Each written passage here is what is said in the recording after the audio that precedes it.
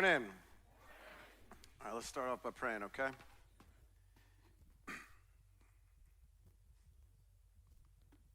Lord, I just want to start this service by giving everybody in here just a moment to pray. Lord, I don't know what everybody's morning's been like. Mine was a little crazy. Lord, I just pray that, Lord, if people are busy, if they're stressed, if they were running ragged, if they just saw some headline or just thinking about something with work, Lord, I just want to take a moment for us just to be still and to be silent. I just want to take a moment for us to recognize that you are here. Your presence is here. And I just ask in these moments, Lord, that your spirit would just move powerfully in this room. Lord, that you would reveal yourself, that you would speak. Lord, that you would just bring things to our mind. Lord, that you would give direction and wisdom. Lord, we don't come here each week, Lord, just to, sing some good songs and hear a message that's supposed to be good and have our kids have some fun. Lord, our goal is that when we have this service is that we engage with you, the living God, believing that you are here and engaging with you, God. So, Lord, I pray that over the next few moments, Lord, I just want to give an opportunity for everyone here to just be still and know that you are God. To declare your praises, to express gratitude, to maybe offer a petition of a need, to cry out, to pray for someone else. Lord, maybe we just reframe the rest of our day from this moment forward through just a little bit of time in prayer with our brothers and sisters. Just take the next minute or so and let's just be silent and pray.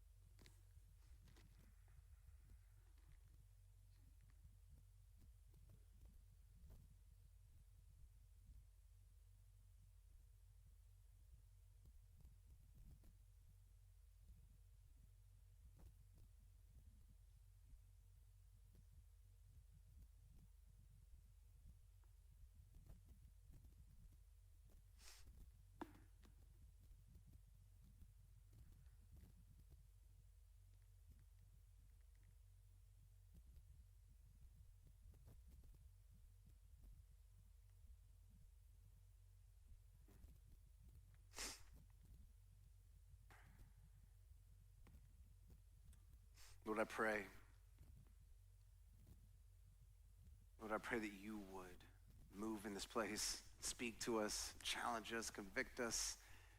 Lord, I pray that this series would be the beginning of each individual in here becoming a person of prayer, and that we collectively would become a church of prayer. And Lord, I believe if that happens in one person's life in here, that life will never be the same. And if that happens in this church will never be the same. Well, we ask this in your name, amen. We're starting our series called Praying Like Jesus. It's a 4-week series throughout the month of January. Just to give a little forecast of how it's going to go. This week, my goal is to kind of give you an introduction, if you will, to Jesus' life of prayer, okay? What was Jesus' regular life of prayer? How did he pray? When did he pray? Where did he pray? In the next couple weeks, next week we're going to look at Jesus' most famous prayer. I'll be going through the Lord's Prayer in the Sermon on the Mount. He was asked, teach us how to pray, and he said, hey, pray this. Okay, and it is absolutely a foundational prayer for us to understand Jesus' heart behind prayer. The week after that, we're going to look at a prayer that maybe some of you have experienced. If you've gone through something difficult, some sort of loss, some sort of grief, a prayer of despair. This is a sermon that's going to be looking at Jesus in the Garden of Gethsemane the night before he was crucified, just crying out if there's any other way, but yet submitting to the Lord's will. And then lastly, in the last week of the series, we're going to look at Jesus' longest prayer, found in John 16 and 17. We'll be hanging out primarily in the latter. But Jesus prays and prays and prays, and if we're going to learn from Jesus' prayer life, we might as well learn from his biggest prayer there. And what's so cool in that sermon is that Jesus spends time actually praying for you. Like not just like people and literally people that would come later And it was his prayer for us and what his desire was for us. But today we're going to look like, okay, Jesus taught on prayer a lot. He had some example prayers that we can look at. What I'm going to look at today is not a teaching on prayer from Jesus or an explicit prayer from Jesus.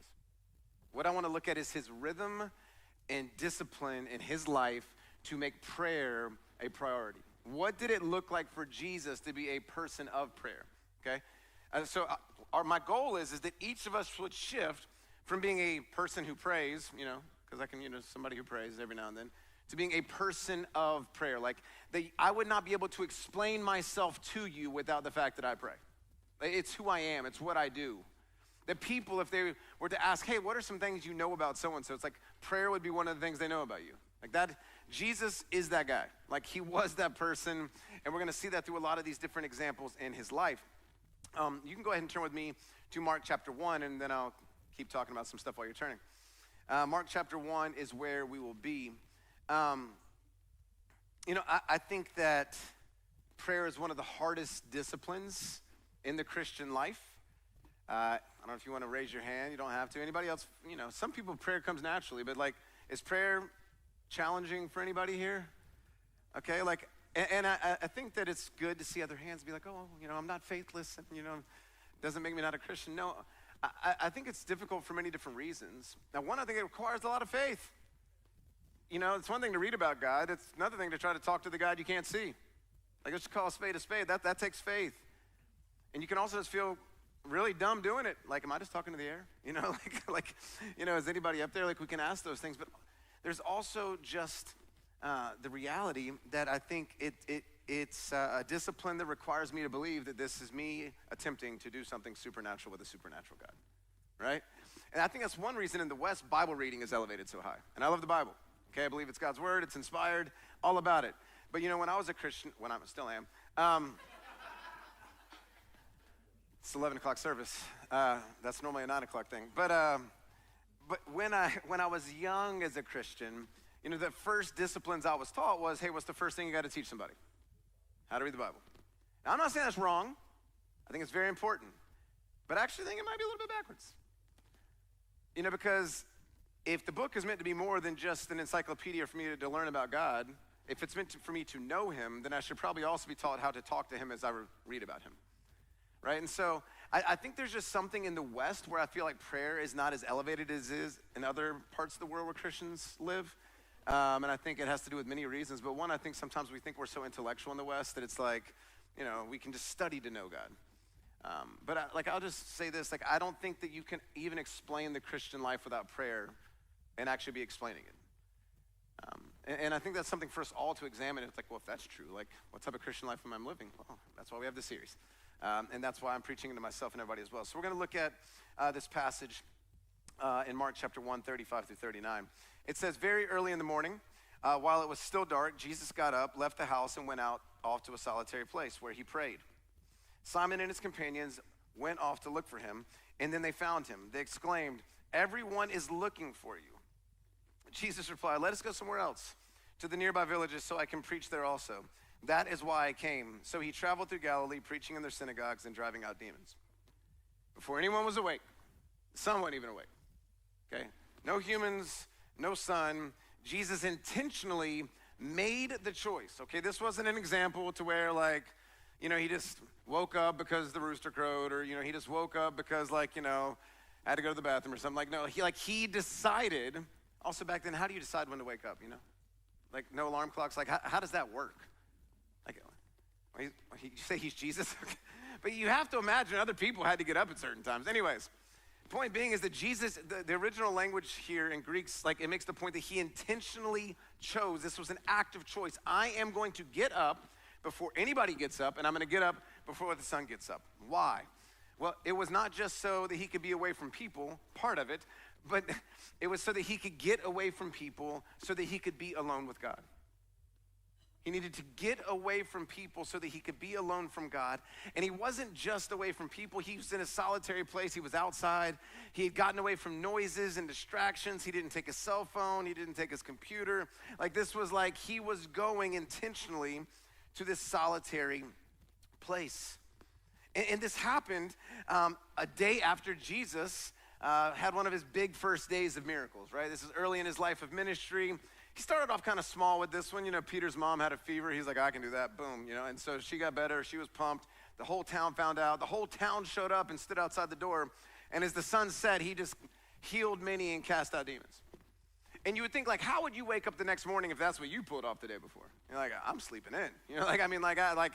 I don't know if he was tired. He was fully human too, but I think I'm gonna relish in that one. That deserves a victory sleep. But no, he intentionally woke up and went to be with Jesus. You see, Jesus didn't go into the next day relishing in the power of his own power to do these accomplishments. You see, he had to get away to be with the one who gave him the power to do it. Jesus didn't think, oh, this is all me. Jesus, by running to the Father the next morning, understands where the power was coming from.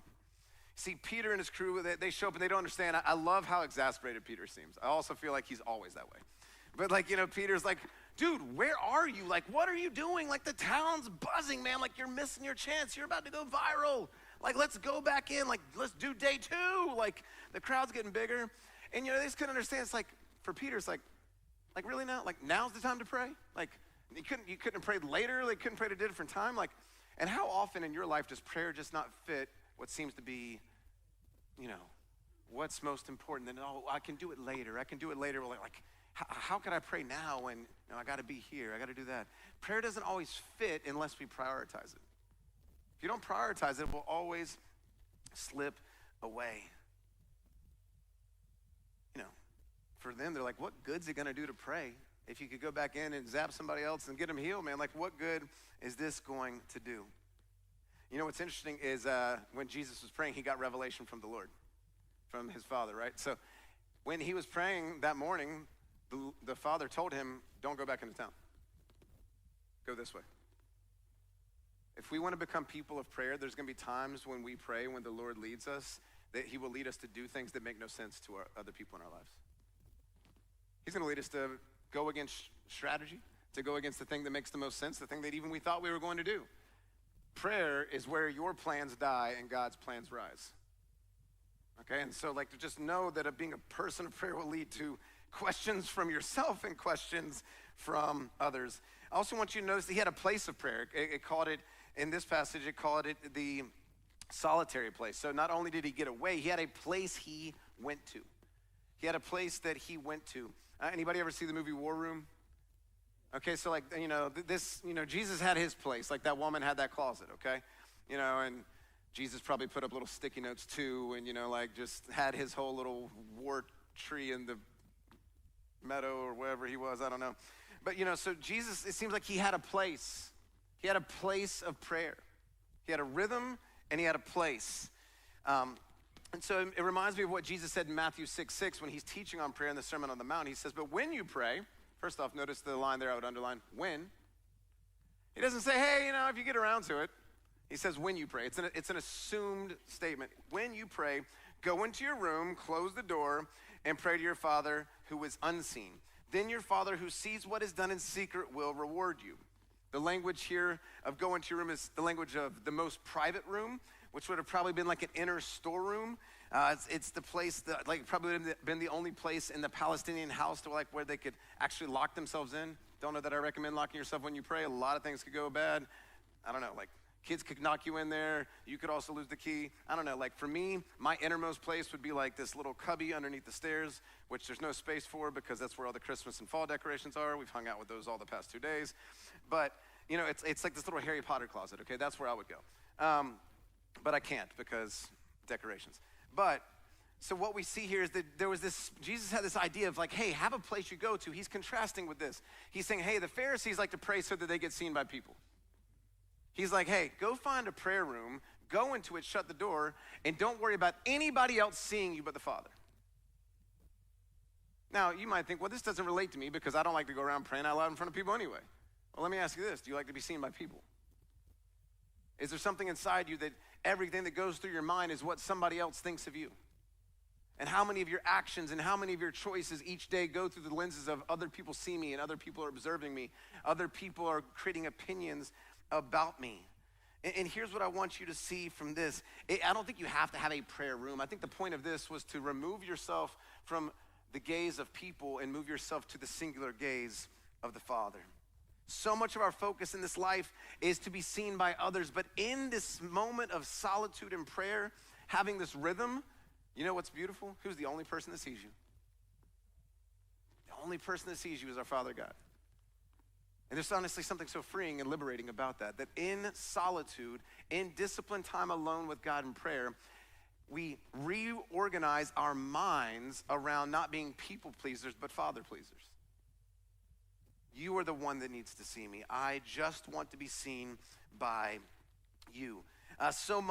Jesus goes on in this passage and he cast out demons and all this stuff happened. And I think what we miss so often is you see Jesus doing all this amazing stuff in ministry. And I think what we fail to see is so often it was the beginning of it was preceded by prayer and then it concluded with prayer so often. Is that prayer was the fuel and the source which led him to be able to do the things that he did. I think when you go back to that Mark passage, it's kind of interesting. Peter's like, hey, we got stuff to do, man. And I want you to know Jesus doesn't want you to be lazy. He wants you to be effective. He wants you to be productive. But prayer is the fuel of every good thing you or I will ever do. He does not desire us just to go out and try to do good things for him. He wants to do it in and through us through a relationship we have with him called prayer. Also, what would have happened if he didn't go out and pray? Just slept in. Peter's like, hey, I got a plan. Jesus might not have had a plan right yet. And he's like, okay, Peter, I'll take your plan. Motives could have been completely different. I'll give a couple different examples later of what would have gone differently had Jesus not prayed. Look with me at Luke 5, 15 through 16. Just another example of this. This just shows that this was not a one-off moment where Jesus decided to have a quiet time, okay? So it says in Luke 5, 15, yet the news about him spread all the more. So the crowds of people came to hear him to be healed of their sicknesses. Mark this word, but Jesus often, I'd mark all these, often withdrew to lonely places and prayed. This was his rhythm. This was his routine. This was not just one morning in that other chapter.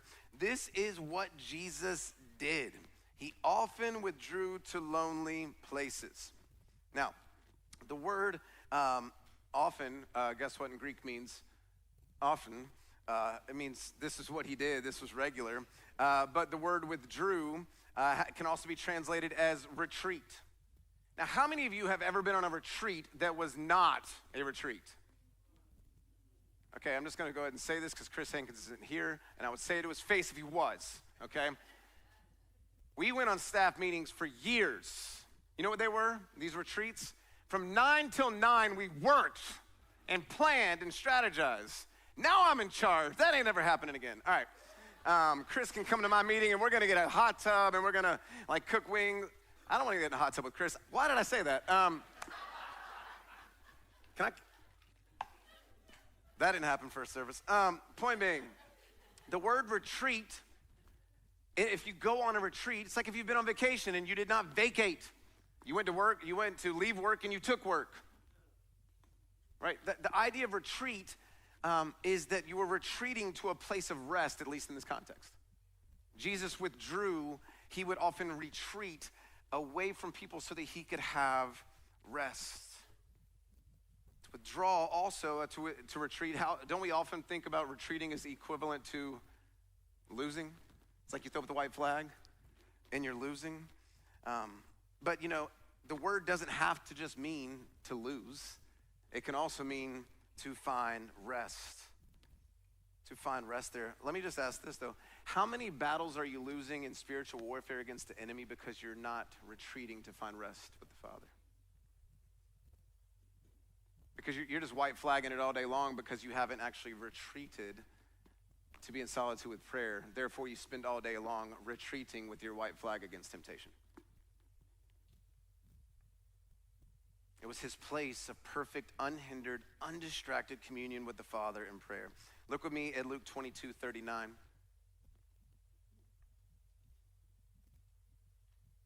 says, Jesus went out as usual. So this is another point of showing his rhythm, to the Mount of Olives. And his disciples followed him. On reaching the place, he said to them, pray that you will not fall into temptation. All right? It says he went out as usual to the Mount of Olives. Okay? So this was, I'm not saying it's the only place he got away to pray, but it seemed like his spot. All right? This was where he would go out to pray, was on the Mount of Olives. It says, as usual. This was his secret place. This was his lonely place we heard earlier. Like, this is, a place for him to where he regularly went. And his disciples, what I love about this is when he's like, hey guys, we're going out to the Mount of Olives. They weren't shocked. And I go, okay, that's where he goes. It's like, this is like, they knew this was where Jesus prayed. And he didn't have to tell them that's what he was going to do. That is what he was going to do. But I want you to think about this. Like, do people in your life know that you pray? Do they know even possibly when you pray? Do they know possibly where you pray? And I know Jesus said, hey, don't pray to be seen in front of others, and I get that, but Jesus also is not anti-public prayer. He did it many times and taught us to. But here's the thing. There are things in my life that I do so regularly that there's no way that my friends and family wouldn't know that I did those things.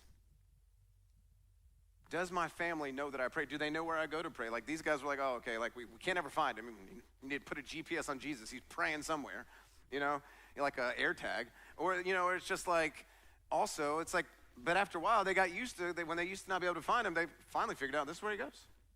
This is where he goes to pray. That's something I would love in my own life, is that like, hey, like people, it's like just knew, like, oh, this is when he prays. Like, I'll get back with him. Or hey, like, kid comes by and like, I don't think our house has a big enough place to have a prayer room, though that'd be cool. But if my kids went by and they're like, oh, can't go in there, dad's praying. Just that we knew and that knew that it was a sacred, coveted times in our life, that this is what this person does, this is when he does it, and this is where he does it. I want to go to a couple examples here. So a couple weeks ago, our student ministry had an all-nighter. Anybody want to go ahead, year in advance, Kelly's always looking for volunteers. Anybody want to volunteer for next year's? One of the students. Okay. Anybody non-student want to volunteer for the all-nighter? Anybody? Nobody. You know what? I didn't expect this. I thought maybe some silly person would do it, but no, I did not expect. How about you, Ken? Ken's in. Okay. That's what you get for walking in. All right. So, I don't think anybody's really looking forward to that, but like Jesus pulled an all-nighter. Students pulled an all-nighter with like pizza, sugar, games, and Home Alone like at 4 a.m, okay? Like, Jesus' all-nighter is a little bit different. He's like, you know what? I'm going to pray all night. Pray all night. How many of y'all, prayer is what you do when you can't fall asleep? Come on. You do that or read Leviticus, okay? It's just like, it's like I can't sleep, so I'm going to talk to God, right? And I don't think it should be that way. But, I get it. But for Jesus here, like, why is he doing this? Okay? Jesus has a big decision to make. He is about to choose 12 disciples. He's got a lot of them right now to pick through. It's the disciple draft, okay? Like he's got a whole like breakdown of skills and talents and how he wants to build his team, and he's got the draft sheets, right? Like, this is a big deal. Think about it. Your life is filled with decisions, and then you've got major decisions. And we should be people that pray over every decision, but the big decisions should be soaked in prayer. And this is Jesus, and he prayed all night long. All night long, and when morning came, he chose the 12. Now let me tell you how I know that man prayed all night. Because listen, if he was just using his own brain, his own inclination, his own wisdom, these 12 dudes would never be drafted in the lottery picks of a disciple draft. They were not 5-star prospects. Like, these guys were unrated. Half them probably couldn't read. 2 of them were probably trying to kill each other. One guy's stealing money as a tax collector. The zealot over there is trying to pull the whole house down. Like, you wouldn't choose these guys. But when you pray, you don't choose what makes sense to you. When you're seeking guidance, you lay down your own wisdom. And you say, what is your plan? And one of the reasons you might need to pray all night long is it takes a while for you to actually grab a hold of the fact that you're going to let go of how bad that thing is Jesus is saying, or the Father is saying. You wonder, I know he was fully God, but he's also fully man. Do you wonder, you ever wonder if like, the father's like, psst, here's your first pick, Judas. Like, or Peter, like he knows these guys. Like, you ever wonder if Jesus is like, Father, are you sure? Are you sure? Like, Peter won't ever shut up. Like, really, like, are you sure? I'm not saying sin, but like Jesus knew these guys. Like, I wonder if he even wrestled with God about some of them. I'm not trying to say it says that, but like, it's worth considering. But the perfect thing that Jesus does is, that's why he's sinless, is that no matter, because it's not sin to question. The Garden of Gethsemane, he's wrestling with God. But sin comes into when he tells you to do something in prayer and then you say no. But think about this though. How different would the rest of the New Testament be if Jesus didn't choose these guys after a night of prayer? What if he didn't pray all night? If he didn't pray all night, he would have chose like the top of the class. Smartest guys, best grades, best speakers.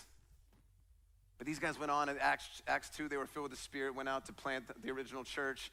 And the gospel spread, wrote most of the Bible, and the gospel was spread all over the world. You can trace so much of it back to this, to a night of prayer. Don't miss that, the night of prayer. Also, I want to look at this in Matthew 14, verses 22 through 24. This is right before Jesus is about to walk on water. It's also right after Jesus fed the 5,000. It says this: immediately Jesus made the disciples get into the boat and go on ahead of him. I like the word made. He's like, y'all got to go. Made them get into the boat and go on ahead to him on the other of him on. Let's rewind. Immediately Jesus made the disciples get into the boat and go on ahead of him to the other side while he dismissed the crowd. After he had dismissed them, he went up on a mountainside by himself to pray. Later that night he was there alone, and the boat was already a considerable distance from the land, buffeted by the waves because the wind was against it. This is directly after Jesus feeding the 5,000, right? Like, I mentioned some miracles earlier, like this one. I mean, you're about to have back-to-back, like, top 5 Jesus miracles right here, okay, on one night, okay, one day. Like, you've got the feeding of the 5,000, walking on water, same day. Like, that one goes down in, like, the record books of, like, best miracle duo in a day, you know? And so Jesus gets done feeding the 5,000. It was probably 5,000 men, which means there was women and children, probably 15,000. Like, you've been around all these people. And, you know, like, I think Jesus got tired. I do. It's not a sin to be tired. And I will tell you this, when I minister, and if I even do stuff with spiritual warfare and doing things like that, like, it's exhausting. After I preach 2 sermons, I die. And then I rise after a nap. But it's like a near death every week after I do this, okay? Like it's not because of you, it's because of me. It's tiring. But so Jesus went out and he did this insane miracle. But there's probably a part of me, even when you're tired, it's like, man, guys, we got to talk about this. Let's get in the boat. Like look, today was a banner day. And he's like, no, y'all get in the boat. He's like, come on, man, come on. It's like, no, y'all go. Love y'all. Need my space. Now, I think you could read this and think Jesus is an introvert.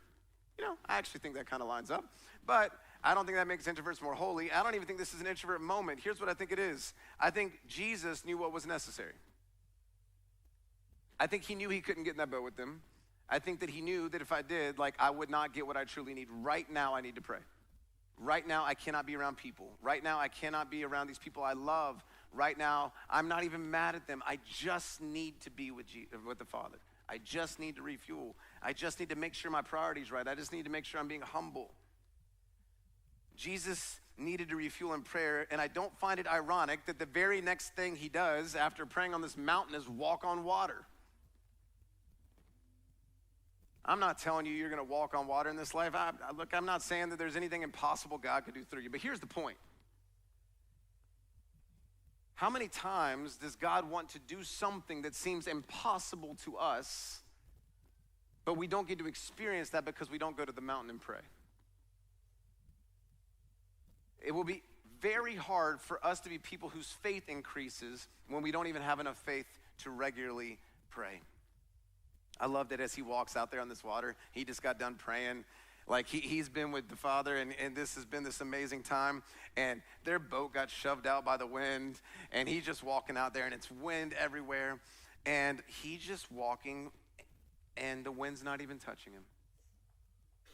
I feel like that's what it should look like of us as followers of Jesus when we come out of our times of discipline, intentional prayer and solitude is, man, you can't touch me. Like, I'm so filled with the Spirit right now. I'm so filled with wisdom that fear can't touch me, depression can't touch me, anxiety can't touch me, whatever the email's about to say. Like, it's like you can walk like someone whose house is built on the rock. Look with me at Mark 60. Mark 6, 6:30 through 31. It says, the apostles gathered around Jesus and reported to him all they had done and taught. Reading is harder than preaching today. It says, then, because so many people were coming and going that they did not even have a chance to eat, he said to them, come with me by yourselves to a quiet place and get some rest. Okay, so everything I've taught so far has just been looking at Jesus's rhythm of prayer. I think it seems very much daily. I think it's in solitude. I think it has a place. Okay, so daily rhythm, solitude, and place. I'm going to get to that more in a minute, but I think those three things matter. But here, I think, read this as Jesus' own invitation to you to say, hey, I didn't come and do this so you'd be impressed. I came and did this so you would follow suit. Jesus was fully man and fully God, but as fully man, he was inviting us to say, hey, disciples, they understood they were supposed to become the rabbi. Jesus, if we call ourselves disciples or Christ followers, is saying, hey, I pray like this not to impress you. I pray like this to show you to pray and to invite you to pray the exact same way. And so what I love seeing here is that he invites them. He says, hey guys, come with me. It's his invitation. Come with me by yourselves to a quiet place. Come with me to a quiet place. Earlier it was a solitary place. Second time it was a lonely place. Also, I wanted to say something back there about that. Like, I don't think it's actually lonely. I think it just means you're alone away from people, because you are not alone when you're in the presence of God talking to him. You could never be in more community at that moment. But here we see that he says, come with me to a quiet place.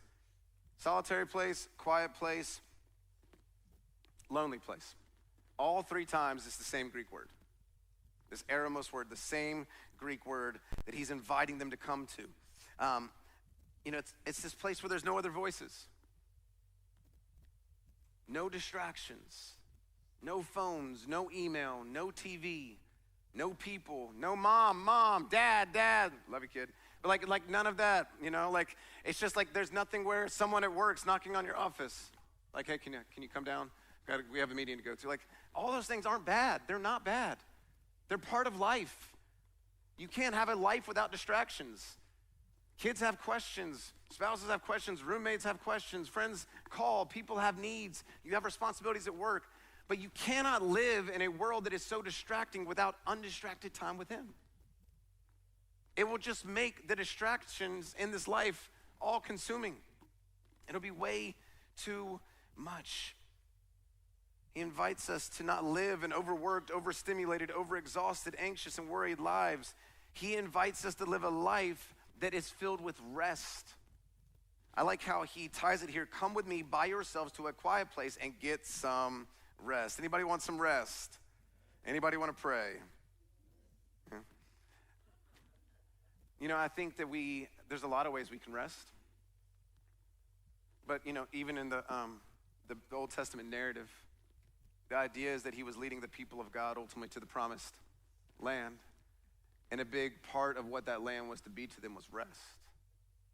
And then you get to even Hebrews that's looking back and it's saying like, hey, we haven't even fully entered our full rest, right? Because the ultimate promised land is when he returns. Okay, but what I want to make the correlation with is that both in the promised land, there was an understanding that God would be with them. And then one day when Jesus returns, he will be all in all in everything. And we associate rest with the presence of God. Well, on this side of heaven, I cannot give you a better path to rest than to actually spend time with God in prayer. What would it look like to reframe our mind? It was like, hey, I need to refuel. I need to rest. Hey, I need to get away and pray. I need to work on this. I'm being very honest. I need to pray about this. Like, I need to pray about this. I just need to do this. Like this is something in my life that I need to work, that prayer is where I run to. It's not just my cry for help. Anybody that you? It's like, when do you pray? Oh, I'll tell you when I pray. When you're mad, when you're angry, when you're scared. Go down the list of all bad things. What if it's just like, man, I really need some rest. Prayer is rest for Jesus. This is what Jesus invites them to. Now I want you to notice one last thing, and then I'm gonna wrap this thing up. This word eremos in Greek, which is solitary, lonely, and quiet, it's also the same Greek word found in Mark and Matthew when Jesus was sent out to the desert by the Holy Spirit to be tempted by the devil. It's the same Greek word translated wilderness. Okay? Now why? Why intentionally use the same word? Well, think about this. What was Jesus doing for 40 days and 40 nights out there? Okay? There can be debate of whether he was being tempted the whole time or the devil came at the end, but the thing was that he was out there communing with God. He was fasting, and I think it would be implied that he's praying even though it doesn't specifically say it. He was out there with God in this wilderness. He was alone. He was in isolation. Guess what happens? And when we are alone and when we're isolated, what does the devil think? He's like, oh, I got him. I got you now. It's like, don't ever get caught alone with the devil. He'll get in your head. He's going to really just send you out you can't handle it. I think the devil thought he had Jesus in a really good situation. I've got him alone. I think what Jesus realized very clearly in that moment is to be alone with God is to be unbeatable. To be alone with God is to be unbeatable. See, Jesus looks back on a word like wilderness and doesn't see it as a place of defeat. He sees it as a place of victory. It was a place of victory. And so for him to go out to the wilderness didn't remind him of the devil's power, it reminded him of his Father's power. And what if you found your wilderness and you knew just from this little note from this message, yes, quiet, lonely, and solitary kind of give you a picture just of like a closet or, a field or, some place that's peaceful. But I like that it's also tied to wilderness because I want you to get this. Prayer isn't just some menial task. It is how we fight. It is the battle. It is spiritual warfare. We lose battles because we don't pray. Okay, prayer is the battle. Prayer is the battle. Jesus didn't just pray in these ways. He also prayed before he healed people, prayed before he taught, prayed before he cast out demons. He prayed in all kinds of different times. But Jesus lived a life of prayer. He lived a life of prayer. And so a couple next steps I want to encourage you with. Okay, and they're not rocket science, but one, in January, we're going through this awesome tool called the Point of Prayer. David, our worship minister, created this for us. It's awesome. Each day should not even take that long. But I don't want to give you the idea that Jesus' rhythm of prayer was like, okay, Father, I'll do it if it's 5 minutes or less. I get the idea Jesus spent long chunks of time with the Father. And very often what we're trying to do is how can I cliff note my time with God? Okay, maybe not you. So would love for you to take this. There's a thought each day with a scripture and just some thoughts there and a place for you to write out your prayers. I want every one of you to grab one when you leave today. Grab one even, I know today's not January 1st. You can catch up, go ahead. But don't be like, well, I'll just start on the, no, go back, they're not long. And I would love for you to do it. But here's what I want you to do. I want you to set time on your calendar, okay? And I literally want you to put it on your calendar. Put it on a calendar that is shared with other people, with your family. Put it on one that's shared with work. I guess unless it gets you fired. I don't know, but just share it so people know. And it says this is time that is it's blocked. I am unavailable at this time. Because what happens when you don't put stuff on your calendar? You fill it. We always don't have time for God because we're too busy. Right? So put it on your calendar. Okay, that's the first thing. So have an intentional time. Now, I don't think, Thelma Crankshaw, bless her heart earlier, I was talking about, hey, isn't it sad that it says when Jesus went out early in the morning before the sun rose, I was like, isn't it sad that we call that, an unholy hour? For Jesus, it was very holy. And Thelma was like, no, it's unholy. But, maybe some of you, God's going to call you to wake up earlier. Others, probably my wife, not going to be, before the sunrise is not ever going to be God's voice to you, okay? But find a time that is, and she's just as holy as, people in the morning. She's, it's fine. Point being, find a time and set it on your calendar. Now, I don't want you to think Jesus just prayed at one time a day. Because you see, there was one in the morning, there was one all night long, and then that one that said often, it just said he just got away, okay? So maybe you can set it at any time of the day, and the goal would be is have one set time for sure, at least one, that's carved in there, like put in 30 minutes or something, like just blow your own mind of how long you can pray. You're like, I can't do that. We'll just start and pray for 5 minutes and sit there for 25. Like, just get started and give him that time, okay? And then throughout the day, have other times where you're like, hey, I'm feeling stressed, I'm feeling this, get away. Hey, like, I don't know the answer to this, get away. Like, whatever it is, default, I got to get to my space, okay? So second thing, did I already do two? Oh, I did. Okay. Third thing is find a place. So set aside time and find a place. And I don't know what that might look like for you, okay? But just try to find a place. It can be in your house. It can be outside your house. Anybody have a favorite place that it's just like, man, like when I go there, like it's just so peaceful. Maybe it's the beach. Maybe it's at, a lake, or maybe it's just your backyard on a porch. Maybe it's on a greenway. And look, like, I want to make the argument that some of that isn't just because of the beauty of it. How many of y'all have a favorite place that's like, man, if people knew, they'd think it was the weirdest thing ever because it's not even cool? But why does it matter so much to you? It's because you went there so much. It's because of how familiar you are with it. So pick a place that works and keep going there and watch that place become so special, because you become so familiar with the presence of God in that space. That place just feels safe and it just feels peaceful, okay? So what are we gonna do? We're gonna set aside regular time. We're gonna put it on our calendars, and we're gonna find a place. Also, this might be bold. If you want this to change in your life, if you wanna kill the people pleaser inside you, you're gonna have to let people know this is happening. I don't know who you need to tell. If you're married, you gotta tell them. If you have kids, you need to let them know. If you have roommates, tell them. If you have, work that, thinks that, you start at 9, but they think, in their mind, you start at 6, no. Like, this time's blocked. And if they even ask, you can explain why. And so to let people know, I think it's also an opportunity to express like, hey, my life is shaped around this. And it can't move. It's like, well, hey, like, don't you know we got tickets for this at this time? Sorry, not moving. An immovable spot, not being legalistic or religious, but like, all I know is this in my own life. I've done this in my past where I put stuff on the calendar with Jesus. And I started moving one because this thing came up and this thing came up. And then guess what happened? It just left. And then there's more spontaneous and random times, but not as set. And you know what? I wonder how many other things on my calendar that I would have never moved not named Jesus. I'm a State fan. I don't even talk about that these days. But say it was a Carolina game, or just even like say there was like a movie that was like a premiere that like was coming out, that a movie you want to see next year. If I had that on my calendar for months, man, it'd be hard for me to get that off there. But how quick in my life have I moved God off my schedule? Is he not that exciting?